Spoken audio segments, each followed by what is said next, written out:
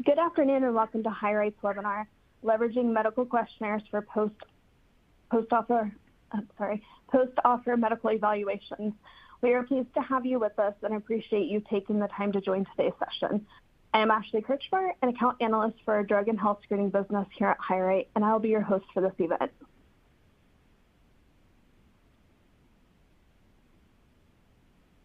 HireRight prepared this presentation for informational purposes only and is not intended to be substituted for legal advice. Should you have any legal questions, please direct them to your legal counsel. Before we begin, I want to cover a few housekeeping items. We will not be providing copies of the slides today. However, we will be sending out an email tomorrow with your HRCI interim credit and a link to the recorded session that you can listen to at your own convenience or share with your colleagues. If you're experiencing any audio or visual issues, please refresh the browser window by pressing F5 on your keyboard or let us know through the Q&A icon at the bottom of your screen. Following the presentation, we kindly ask that you complete a brief feedback survey. Your input helps us ensure our sessions remain valuable and relevant, and we welcome any suggestions for future topics. Today, our HireRight speaker for today is Dr. Todd Simo, HireRight's Chief Medical Officer and Senior Manager Director of Logistics and Manufacturing. You can review his bio in the speaker folder. Dr. Simo, I will turn the presentation over to you now. Well, thank you, Ashley. And again, thank you to everybody who enrolled in this webinar. I mean, this topic is fairly narrow compared to my normal topics of talking about drug screening, but I think it has a relevance in today's world where, you know, how rapidly you can assess and onboard a candidate is of paramount value. You know, I remember coming out of the pandemic and talking to several people in the HR and talent acquisition space. And one quote that came from, you know, a director of talent acquisition with a manufacturer was, you know, the war on talent is over. You know, the candidates have won. And it really shows that, you know, yes, you need to continue doing your due diligence to make sure you get the right candidate in the door as an employee.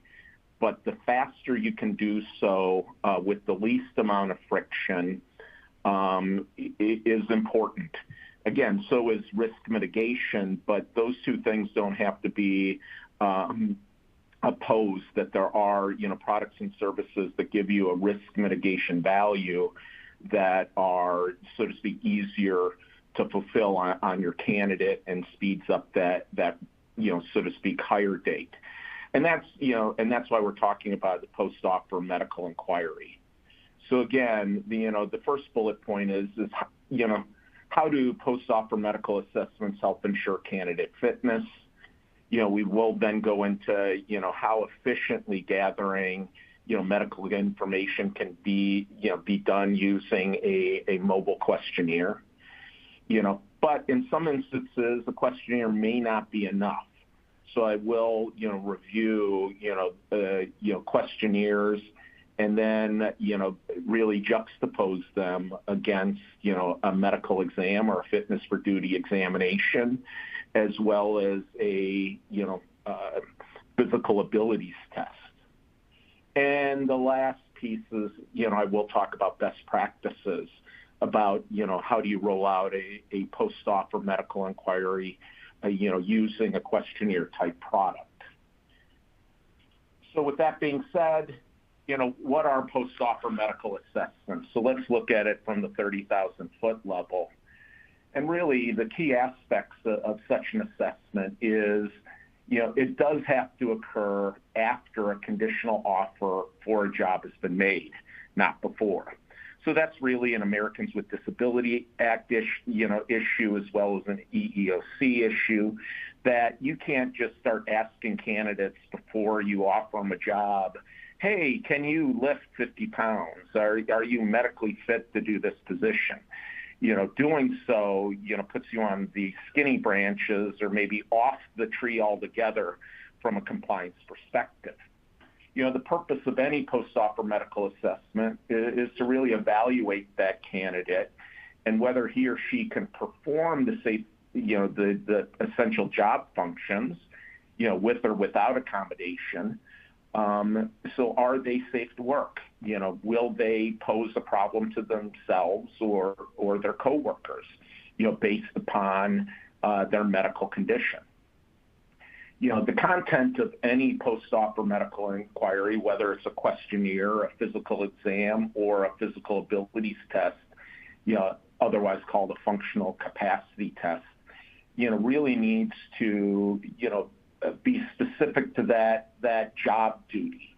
So the physical demands of that job, what is required. You can't ask, general questions, are you healthy?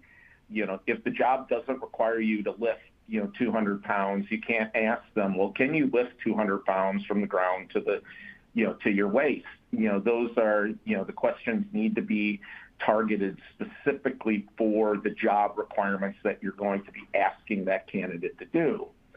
Again, any of these assessments, as long as they're done in the post-offer arena, and they're specific to the job requirements, are allowed legally by the ADA, and therefore there's no prohibitions on doing this. But again, needs to be once again the post-offer arena, and you'll hear me say that several times, and it needs to be specific to the job requirements. And again, that'll be something that'll be another theme of this talk.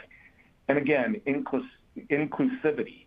So again, you can't, say, hey, I'm only going to ask small people if they can lift 50 pounds because I, wonder if just, small petite people can't lift 50 pounds. So I'm going to ask them, but I'm not going to ask, the 200-pound person if they can lift 50 pounds. You really have to look at the job requirement, and so to speak, treat everyone in the same job description equally.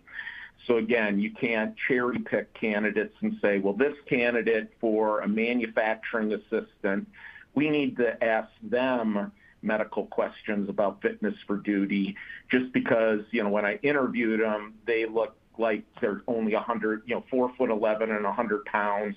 So now I have questions on whether he or she can perform that job, but I don't have questions about that person. As we all know, you have to apply this equally across the board. So every job candidate that you deem needs a post-offer medical assessment, you have to treat every other job candidate in that same job category the same way. And then from an outcome perspective, this can, be one of those things that even though you conditionally offered employment, if all of a sudden based upon this type of evaluation that you show that the person, can't perform those basic job functions, if they can't perform those basic job functions even with some form of accommodation just because it puts undue burden on you, this is something that you can disqualify someone from employment. And that disqualification, is compliant to the overarching regulations. So again, candidate fitness and risk mitigation. Candidates, basically medical conditions do directly impact, their ability to perform the basic job functions. This is particularly relevant for jobs that have, high physical requirements. Jobs where lifting, pushing, pulling, climbing ladders, those type of physical activities, are things that you want evaluated, because just looking at a person, you can't tell if they can lift a certain amount of weight or climb a ladder without difficulty. So again, the post-offer medical evaluations, when conducted lawfully under the ADA, help to ensure that your candidates can perform those functions. And therefore, if they can perform those functions, they're less likely to get hurt at work. Because ultimately what you're trying to do is mitigate risk, and the risk you're mitigating here are workman compensation injuries. And again, the person's medical history does basically steer what kind of evaluation may need to be done. So I use the term here often when I'm talking to clients because I was in private practice for a period of 11 years as an owner of a primary care and occupational health clinic. But from that perspective, I say when I was a real doctor and I was doing, post-op for medical exams, it was very rare that the examination itself yielded any what I'll call red flag conditions or conditions that I deemed needed further clearance. It was basically the medical history. So when I looked at the medical history, it was really that thing that told me, hey, John candidate has had multiple back surgeries. I really need to get clearance from Mr. Candidate's, orthopedic surgeon, neurosurgeon, treating physician to find out, can John Candidate lift 50 pounds or not? And periodically, I would find people that based upon that history, where their neurosurgeon would come out and say, there's no way that Mr. Candidate should be routinely bending over and lifting 50 pounds. He has a lifetime lifting restriction of 25 pounds. So again, the medical history, steered, what kind of medical clearance or if medical clearance could even be obtained. So again, very rarely did anything on the actual physical exam, i.e. listening to the guys, to the candidate's heart or lungs, listening to, watching them, move their joints. Very rarely did that yield anything that didn't appear within the medical history.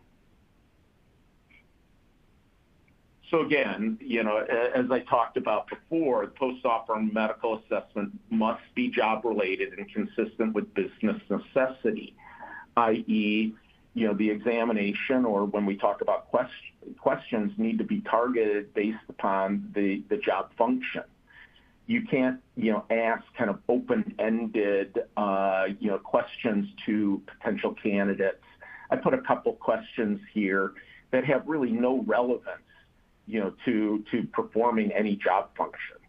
And these are actually, questions that, when I was in private practice or even came to HireRight, where clients came to me saying, well, here's our post-offer inquiry that we want you to support.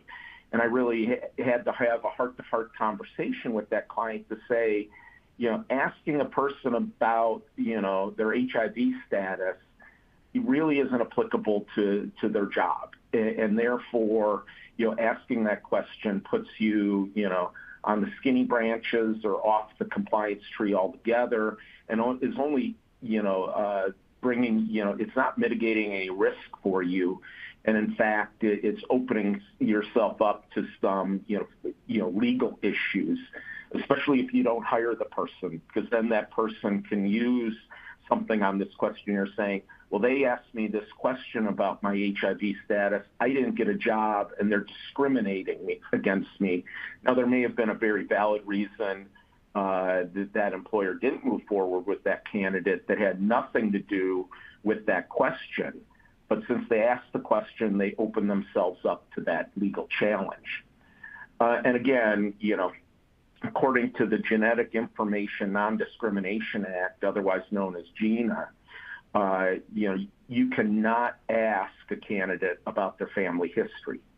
So part of that questionnaire cannot be like the normal medical history. When you go to your doctor, they ask you, do you have a family history of heart disease or diabetes or hypertension? All of those normal questions that we all answer when we go to our primary care doctor or any kind of specialist. Well, guess what? You can't ask those questions as part of an employment, questionnaire, because that's in violation of GINA, and therefore asking those questions could be deemed discriminatory. So again, you can't ask anything that relates to anybody's family history. So there, are three primary types of post-offer medical assessments.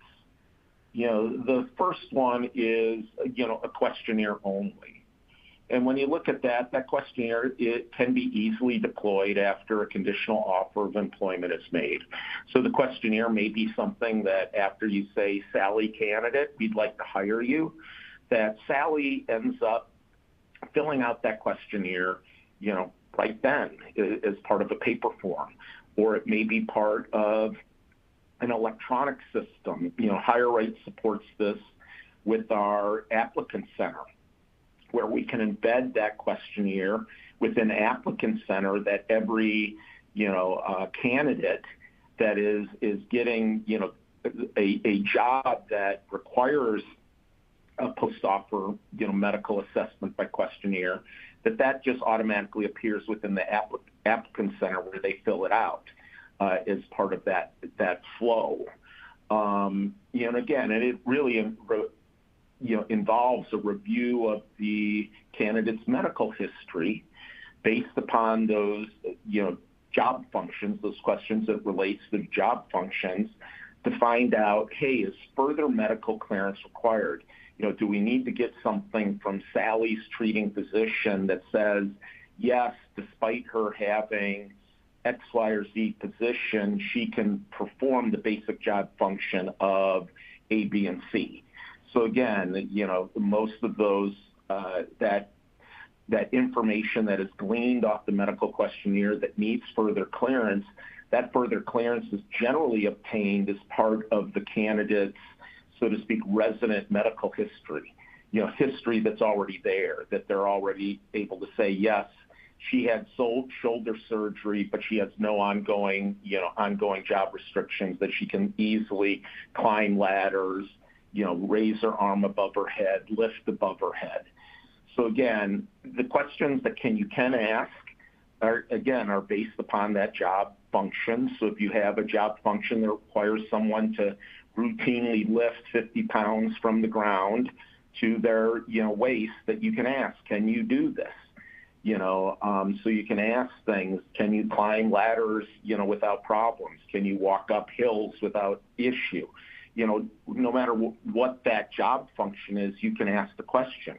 But as I said before, you cannot ask open-ended questions like or questions that don't relate to your ability to work. Can you lift 400 pounds? Again, if you had if that was a question, it should only be a question that if lifting 400 pounds is a job requirement. And again, any post-offer medical inquiry is really dependent upon the candidate being honest. So if the candidate all of a sudden forgot about her 5 back surgeries and doesn't relate that on questionnaire, well, there won't be any concerns when that questionnaire is reviewed in regards to her back health. So again, many of these questionnaires, as part of it, will have a statement that you got to be truthful, and if you're not truthful, all of a sudden that's kind of a violation, and that we can terminate you for cause. So there's different clauses that your attorneys can put in that we can support within the questionnaire product, that basically when they attest to their medical history, they're attesting that it's true and accurate, and they're aware of the ramifications that if they are not being truthful.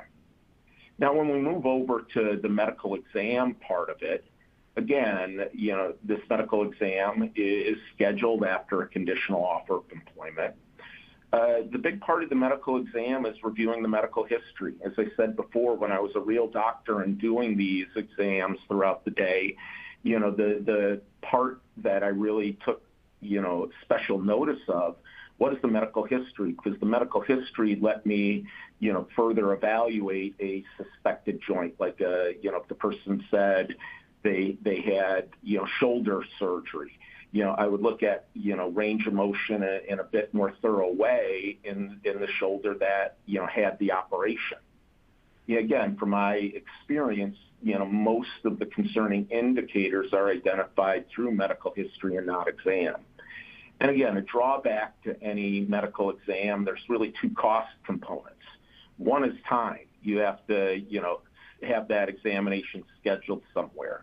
If you're using a HireRight tool, that, exam can, be scheduled at one of our network clinics. But it still, doesn't happen as soon as the person is within Applicant Center. They have to choose a date where choose a clinic where they can go to through the specified time period that you give them. And again, there's also the additional expense of that, hands-on examination by a network examiner. The last and most thorough post-offer assessment is the physical abilities test. So I have it in here, abbreviated PAT, going forward. But again, this is scheduled after, the conditional offer of employment. It evaluates the candidate's abilities to perform the job. So again, within this physical abilities test, if a person is required to climb 10 foot of ladder, we can identify, or a clinic can be identified, or a physical therapy office can be identified that actually has 10 foot of ladder that they can demonstrate their ability to climb that ladder. Again, this is a relatively small network of clinics and examiners. And again, in my opinion, and what I've seen is many post-offer assessments done as a physical abilities test have been watered down to the extent that they really yield no risk mitigation value. And when I say watered down is, based upon, what the network clinics can offer. Many of the things like pushing, pulling, climbing ladders, lifting weights really can't be evaluated well at most occupational health clinics. And therefore, clients will continue to water them down so they can have a broader network to evaluate people. But they're watered down to the point that no one ever fails. So, one of the questions, that I ask when clients come over with their physical abilities test and says, hey, can you support this? I kind of review what that evaluation looks like. Again, 99 out of 100 times it's substantially watered down. And then what I ask is, how many people actually fail this test per year? And often I get, silence on the phone, and they're like, we're not sure. And when they actually look at the data, it's a very minimal number of people. And again, the medical history was the thing that precluded most of those people from going through it, because once the evaluating office showed that, John or Sally candidate had multiple back surgeries or multiple knee surgeries, they wouldn't allow the person to lift any weights until they got further clearance from that treating physician. And again, physical abilities tests both, cost time and expense. So again, the two on the right-hand part of the slide, do have a time cost as well as a monetary cost. So again, a slide here that I was hoping our team that basically cleans up my slide would actually put full circles in there. But I'll kind of go through each one of these quickly. Questionnaire, from an easy use perspective, is very easy to use. Again, as I said, within the HireRight tool, it can be embedded within our applicant center. Risk mitigation value here is there's no perfect post-offer medical assessment. So there is not one tool, whether it's questionnaire, examination, or physical abilities test, that will 100% eliminate your risk. When you look at time cost and actual, monetary cost, the questionnaire, really requires no additional time other than maybe a few minutes to fill it out within applicant center. And, from a cost perspective, it's, relatively, zero cost or close to zero cost compared to examinations and physical abilities tests. Therefore, the value of a questionnaire is very, very high if it's applicable for that, job type.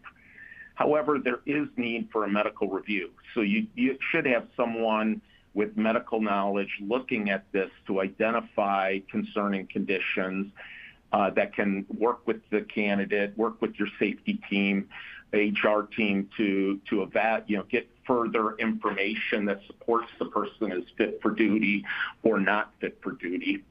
Whereas when you look at, the examination and physical abilities tests, there's certainly jobs that require those type of evaluations. But, you can see that, both of them cost money, cost time. The risk mitigation value isn't any higher. The advantage of an examination is you actually have an examiner with medical knowledge that is performing the review of medical history as well as the exam, so you don't have to either have medical intellectual property in-house or use a company like HireRight to review those questionnaires, that you can just accept what the examiner says. Again, with some physical abilities tests, people that are performing them are physical therapists, and therefore you may need to have a physician with broader medical knowledge reviewing that exam or reviewing that evaluation. So again, those are kind of the differences across the board. So again, once again, the post-offer, medical assessment, is a process where, health-related questions are asked that are pertinent to the person's ability to work after a conditional offer of employment was made. So you can tell that, really drilling home make it specific to the job and also, do it in the post-offer environment. Again, it's really there to find out, is this person, medically fit? Does this person have any, pre-existing medical conditions that could preclude them from doing the basic job function or preclude them from doing the basic job function with an accommodation that you as a company can, so to speak, can do for that person? And again, when you comply with those things, that it's completely compliant with the Americans with Disability Act. So therefore, if you're doing it in the post-offer environment that's specific to the job and you are considering accommodation when accommodation can be given, again, you're not having any, so to speak, legal or regulatory challenges. So the efficiency of gathering medical information via a mobile questionnaire. From a high-level process flow perspective, and I'm really looking at this from a HireRight lens, it can be deployed, again, after a conditional offer of employment, but many of our services need to be done that way. So therefore, it's really no change in your current process. And again, it can be embedded in applicant centers. So we have the ability to take that custom questionnaire that you've created, working with your internal, risk team, compliance team, legal counsel, to say, hey, here are the questions that are appropriate for that specific job category. And then we can embed that questionnaire into the hiring flow for a person that's going to be, considered for that job, or a conditional offer of employment's been extended to that person. Again, it looks for concerning indicators or conditions. So again, this is really, I always call them red flag conditions. And when I say red flag conditions, often when you look at a questionnaire, there's no issues whatsoever. And therefore, after reviewing that questionnaire, nothing comes forward that says any additional medical clearance is required. And that given candidate goes through the process very rapidly. Whereas if a red flag condition comes up, all of a sudden we have to stop, we have to look at that, and then we have to, work with the candidate, the client safety or compliance team, HR team, to get, information from that treating physician to find out, is that person. So again, we obtain medical clearance generally from the candidate's medical history with their treating physician, that either allows us to say, yes, the person is fit, or no, the person isn't fit. So when it finally comes out, either you get fit for duty, or, fit with some sort of accommodation that you all can handle. And generally that accommodation is being handled, by your internal teams there. And then the last thing is the person's unfit. The job requires this person to lift 50 pounds, bend and lift 50 pounds on a routine basis. And there's no way we can engineer anything out. That's part of the job requirement. And again, if someone has a lifetime lifting restriction of, 10 pounds because they have a elbow that went through a total joint surgery. So now physicians are doing total joints on elbows. The problem with that is generally you have a 10-pound lifting restriction for the rest of your life. So therefore, that you can't, so to speak, accommodate it. You can't engineer out the weight. So therefore, the person will be deemed unfit, and your determination of being unfit is not in violation of any regulation. So again, when you review the medical questionnaire from a medical review perspective, and we at HireRight do review questionnaires for multiple clients already. So part of that medical review is the happy path is on top. That the questions were answered. There's nothing concerning within the questionnaire, and we're able to move that to fit for duty, meets company standards, whatever nomenclature that you all use. Well, we may find an issue is found. There's something within the medical history or answering a question in regards to the basic job function of can you lift, can you climb, can you push, pull, that one of three paths or a combination of all three can be used. Can we obtain clearance from the person's treating physician? Often we're able to do that. So we're able to create a specific memo that highlights that we've reviewed this on the questionnaire, that this was the concerning condition. You're the person's treating physician. Can they do whatever, X, Y, or Z? And the treating physician can review that and sign off on it of, yes, my patient, Sally candidate, can do all of those. The next thing is we may see this, and based upon what we see, we may need an independent medical evaluation to be done, or potentially a physical abilities test we may recommend. In this type of instance, it may be someone who has,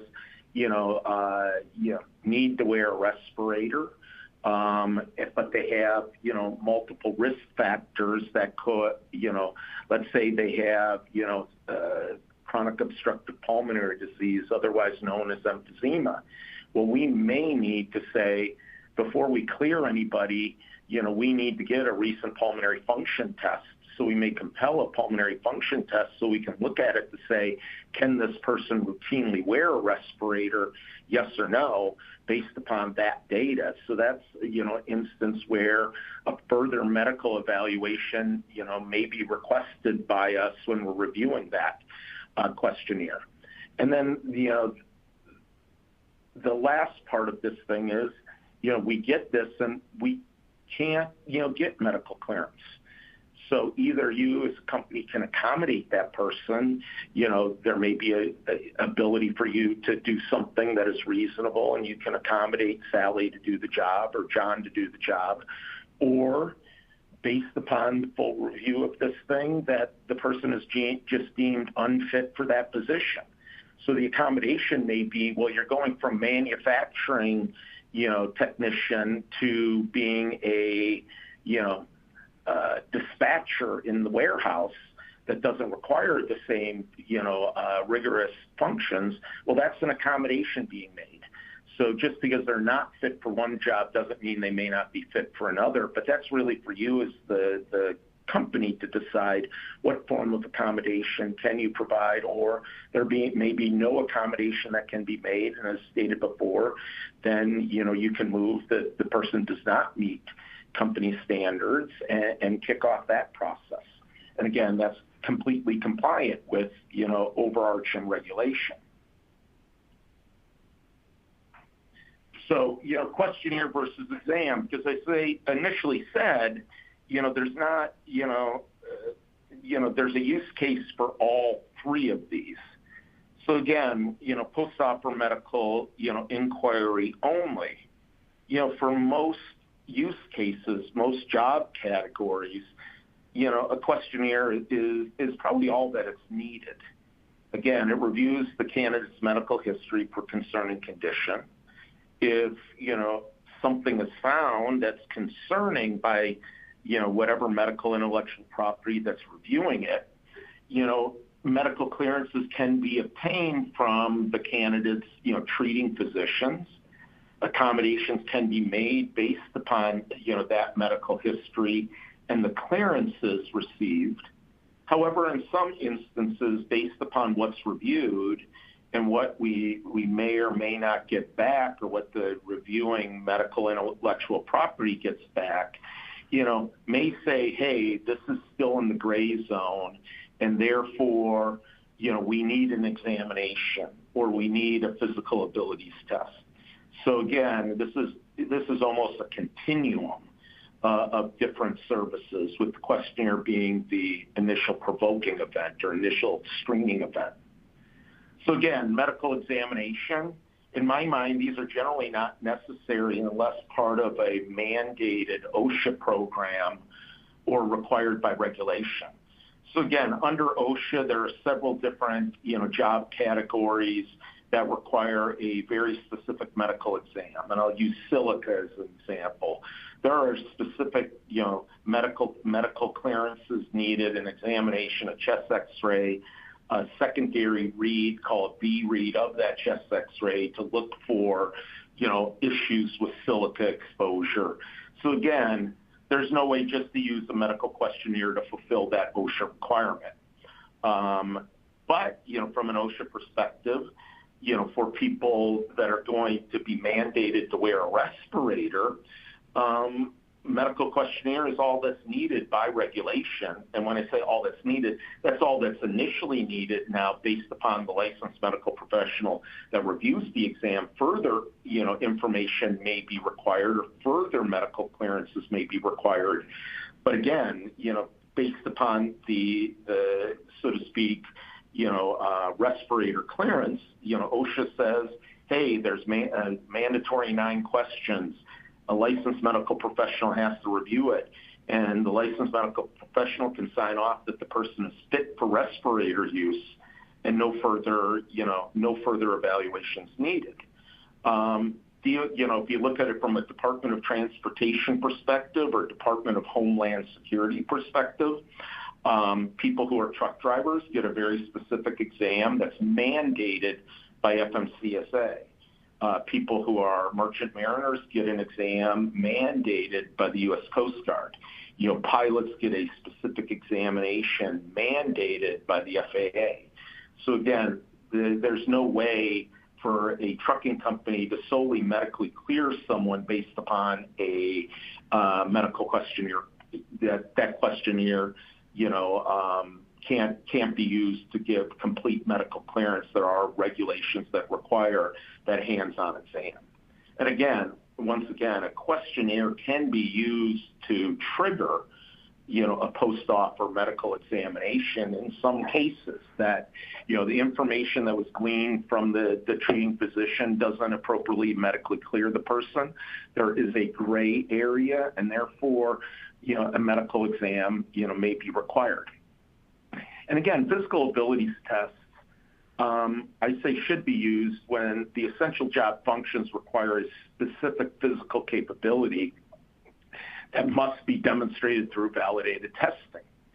So again, I look at these things, these are the exceptionally, whether I'm going to say high risk or high functional demand jobs that require people to have to lift a extraordinary amount of weight. Now, extraordinary amount of weight is a very subjective term, but generally, once you start getting, routine lifting above 50 pounds, I kind of say that's an extraordinary amount of weight, even though many people on this call may say, well, that's really easy.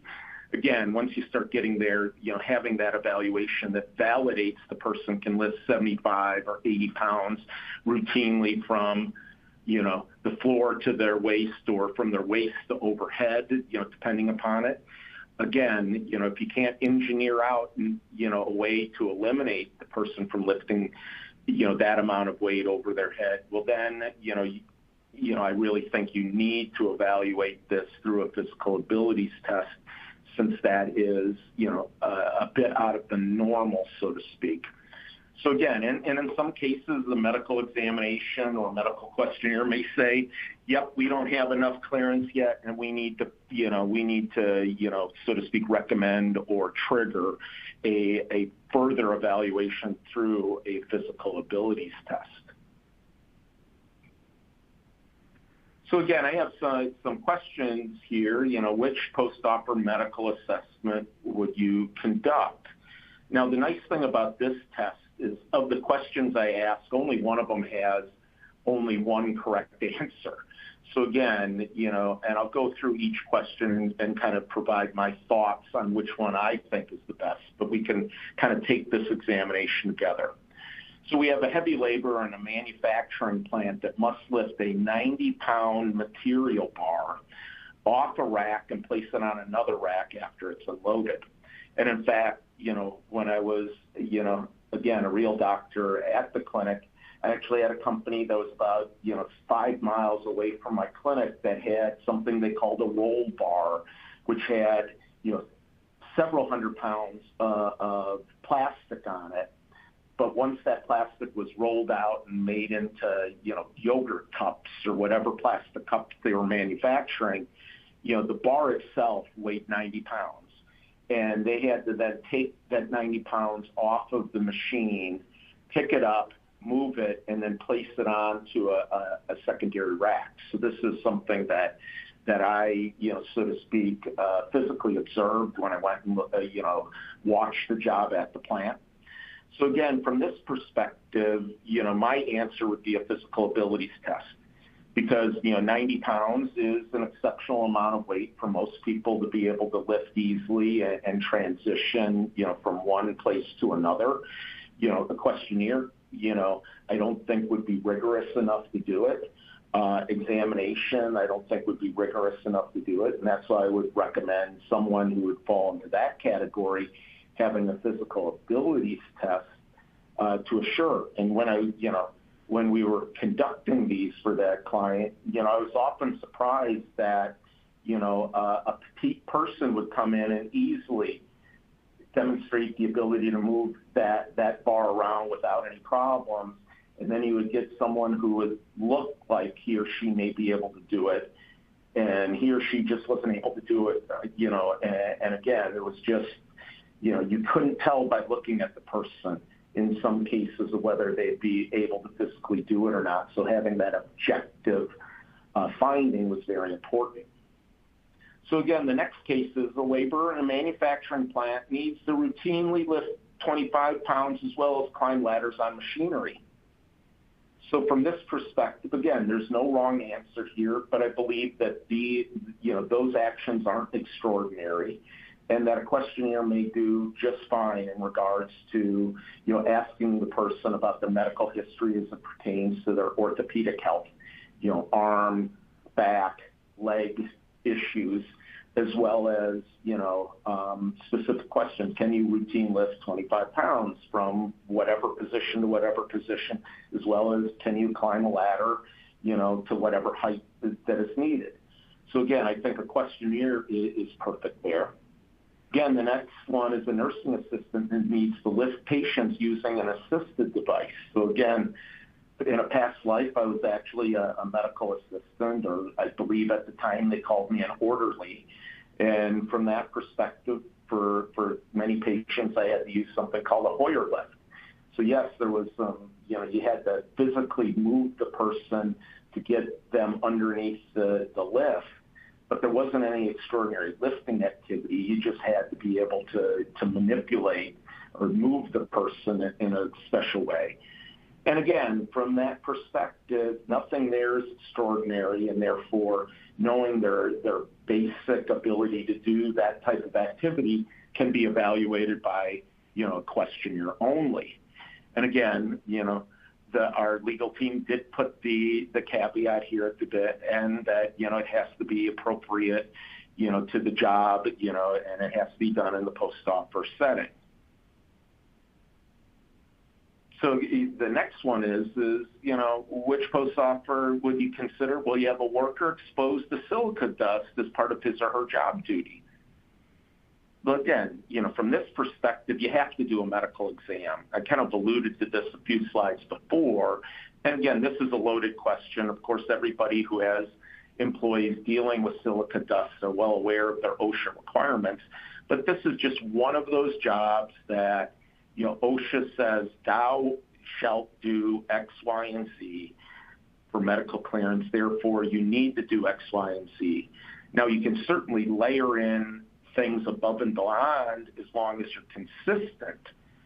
But again, the silica evaluation by OSHA, is a very thorough and comprehensive exam, and I don't think you need to layer anything additional on top of that. A construction worker who must wear a face mask due to a dusty environment. Well, from this perspective, as I said before, OSHA mandates an evaluation, but that evaluation can be questionnaire only.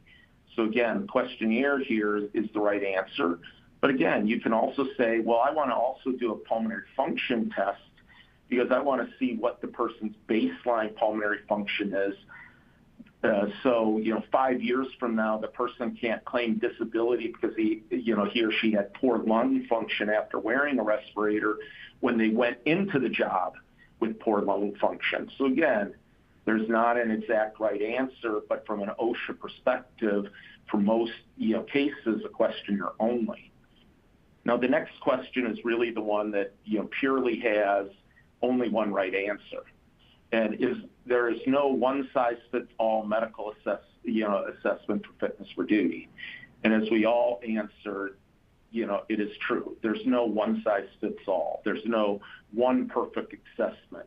That there, in most cases, there are different assessments that can be used, but whatever assessment we use needs to be post-offer and consistent with job necessity and function. So here's the best practices part. So again, the decision matrix of what kind of post-offer evaluation you should use. The first one is really there's job requirements. And the next box is there any government mandates that tell you what you need to do? If that government mandate answer is yes, they are a truck driver, well, again, then, you need to really, proceed with an exam like an FMCSA exam or a specific OSHA exam or a specific OSHA medical questionnaire. However, if they have no government, you have no government mandate, you have no overarching law that says this is what you need to do, then it's really a company policy decision. And when I go through a company policy decision, I really break it up into three different job categories. One is the high-risk job. And I say the high-risk job is an exceptionally safety-sensitive position that has extraordinary physical demands. That is the high-risk category. Then there's the moderate risk category, which can be safety-sensitive employees, but the job demands aren't extraordinary or above and beyond, what a typical person can do. And the last are low-risk jobs. So, the ones that I deem as low-risk jobs are, jobs in which, it may be a white-collar position, it may be a blue-collar position with, very little safety sensitivity or very little, physical activity that's required. So those are the kind of three categories I break it into. And within the next slide, I really go a high-risk job. Well, if it's a high-risk job because it's just, based upon high safety sensitivity. So many of my drug screening lectures, I always talk about the safety-sensitive employee that's the overhead, crane operator in the ammunition plant. Well, that's an exceptionally safety-sensitive job that may not require a lot of heavy physical lifting, pulling, pushing type thing. And for that particular job, I think a medical questionnaire works just fine to ascertain is there any, concerning medical conditions on that person's, within that person's medical history. However, if there are heavy physical demands, really heavy physical demands, I think, so to speak, a physical abilities test is warranted there. Very much, similar to the question with the 90-pound material bar that I asked a few slides ago. That job probably requires a physical abilities test, whereas, hey, it's safety sensitive, and like I said with the other one, safety sensitive, a questionnaire is just fine, if you don't have those, huge physical requirements. From the moderate job risk category, The next thing is what's your workman compensation rate? Is it high? Is it low? If it's a very high, workman compensation rate, you may want to consider a physical abilities test or an examination to glean everything. You certainly could just use a medical questionnaire as well to look for those red flag conditions. But again, that's up to your risk mitigation profile. Again, if it's moderate risk category, so these people are safety sensitive. You want to get, people that, don't have, medical conditions that could preclude them from doing those safety sensitive functions. You can use a post-offer medical questionnaire, or you may not, need a post-offer medical assessment. If you have a safety sensitive job, but your workman compensation rate is essentially zero, again, doing a post-offer medical inquiry may not have, as high a return on investment than if you have, a multiple injuries. And then again, the last one is really that low risk job. If you have really a minimum, an acceptable workman compensation rate, you may not need any post-offer, evaluation. However, if you do, if you're trying to mitigate as many workman compensation claims as you can, you may want to consider that post-offer medical questionnaire, because if you're doing something more than that, you're probably overpaying and you're costing, yourself both the time element of being able to tell the candidate, yes, you can come aboard, as well as the actual hard cost element of paying for an examination where an examination really isn't needed. So again, from a best practices perspective, we want to assure, you want to assure that post-offer medical inquiries are, once again, specific to the job, applied across all candidates for the same, job role equally. And of course, do not ask, family history questions based upon no one wants to violate a federal statute like GINA, the Genetic Information Non-Discriminatory Act or Non-Discrimination Act. Once again, you need to tailor the questionnaire to reflect the actual job duties. Even if the job titles are, if the job titles are the same across different locations. So I just used the example of plant, 1 and plant 2. Well, plant 1, has a manufacturing technician that needs to routinely lift, 50 pounds over his or her head. But plant number 2, even though it's a manufacturing technician, same job requirement, what they make doesn't require as heavy lifting. The lifting there only requires 20 pounds. Well, again, the questionnaire used for plant 1 is not the same as plant 2, even if the job title is the same. So again, you can have varying, so to speak, assessments based upon location or plant, even though job location, even though how you call manufacturing tech 1 and manufacturing tech 1, when you do a post-offer medical inquiry, it has to be specific to the actual jobs, actual functions that are occurring at the location where that person will be at. I believe all medical, questionnaires should be reviewed, and reviewed with medical intellectual property to help, ascertain, is there any concerning conditions within the medical history? If there are concerning conditions within the medical history, how do we get those cleared? Do we need an examination? Can we just use, information from the treating physician? So again, any of these things, need to be reviewed. And again, all of them, you need to apply, hey, can we reasonably accommodate? Do we have a way to reasonably accommodate this person if he or she can't do those job functions?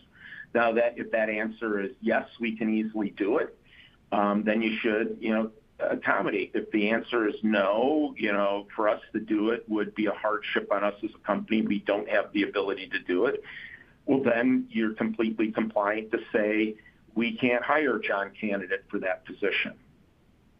And then, whatever solution that you configure needs to be easily deployed and reproducible, which means, you can deploy it across your various plants. You can evaluate the person doing the same job in the same way. You need to have whatever configurations in place to say, well, we have 3 different job categories that we need a post-offer medical evaluation on. But for job category 1, we need to look for these questions. For 2, we need to look for these questions. And 3, a whole other set of questions. So again, that's the best practices recommendation. And from that, concluding slide, I'm going to pass it over to Ashley to, if we have any time, we can take 1 or 2 questions, or you can just, go through your final spiel about, filling out the questionnaire that we give you at the end and such. So Ashley, over to you. Thank you, Dr. Simo. So we do have a couple questions. How do we make sure all of the different medical facilities are asking all the same questions during the physical exam? So again, how do you make sure that, your company should have a templated examination that they use across the board?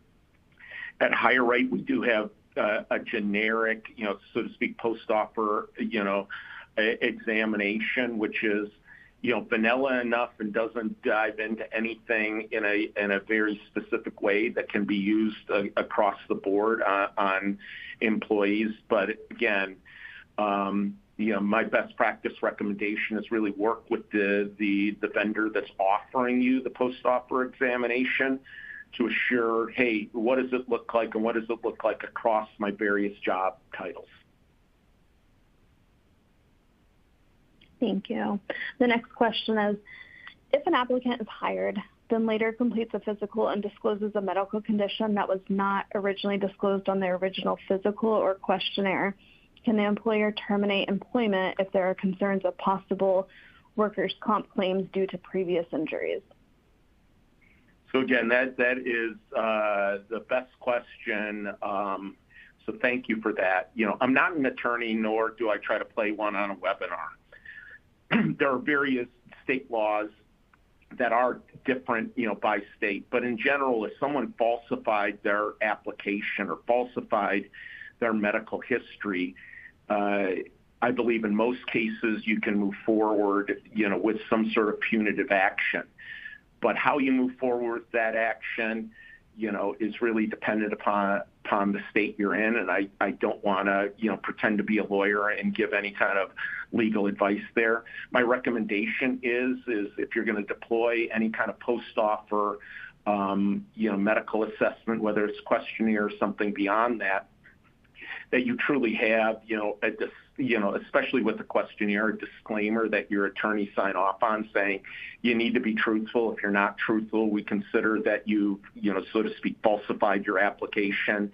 And when you falsify your application, there can be, negative ramifications up to include termination. So again, that's something that your legal counsel can provide you, and something that you can freely share to the candidates going through this process in the post-offer situation to say, hey, if you all of a sudden forget that you have X medical condition, and that then raises its head, during your employment, here's the ramification, because we review a lot of examinations done for motor carriers under the, Federal Motor Carrier Safety Administration. And from that perspective, FMCSA has something that says if you falsified, the medical history on that exam, you're open to a civil penalty. And it can also open the person up to legal action that if an accident happens and they fail to tell the examiner, I'm an epileptic, and the person has an accident, someone dies, that person can actually be held accountable from a legal perspective. So again, have a policy on that, work with your attorneys to have a policy, and make your candidates aware that if you lie, this is what happens. Thank you, Dr. Simo. Thank you for joining us for today's webinar. Any questions not answered today will be answered via email in the next week.